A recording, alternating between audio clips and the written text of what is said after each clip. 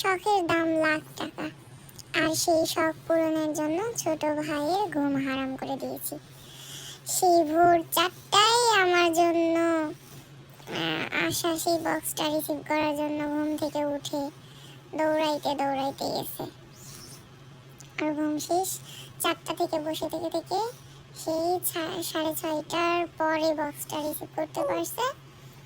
বা যেহেতু বক্সটা চিটাগাং থেকে বাসে আসছে রাজশাহীতে, সো একটু ডিলে হয়েছে বাসটা আসতে।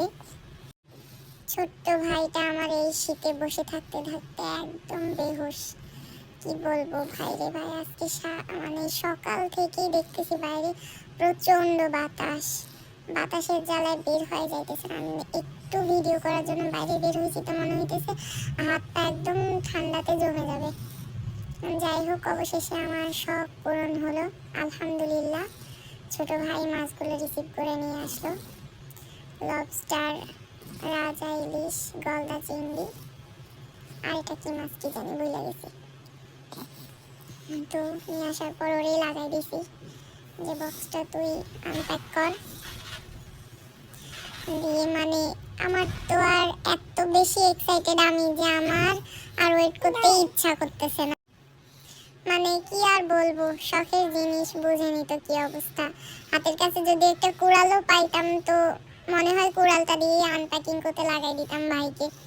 যাই হোক, অবশেষে বক্সটা খোলার পরে এই মাছগুলা দেখে তো আমি একদম মানে কি পরিমাণ খুশি বলে বুঝাইতে পারবো না। আর চিংড়ি তো আমার সেই লেভেলের ফেভারিট একটা মাছ। কি বলবো, চিংড়ি ইলিশ থাকলে আর কিছু লাগেই না। মাছ দেখে একদম দিল খুশ হয়ে যায়।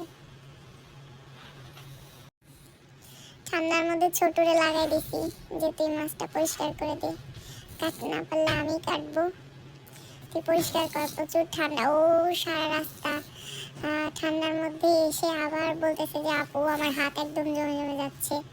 হ্যাঁ, দেন ও নিজে থেকে মাছটা পরিষ্কার করলো, আমি কেটে নিচ্ছি। ভাই রে ভাই, কি পরিমাণ ঠান্ডা বলার বাইরে। তো যাই হোক, লবস্টার দেখে তো অনেক ভালো লাগতেছে। লবস্টার যদিও লাইফ কখনোই খাই নাই, এইবারই ফার্স্ট টাইম ট্রাই করব।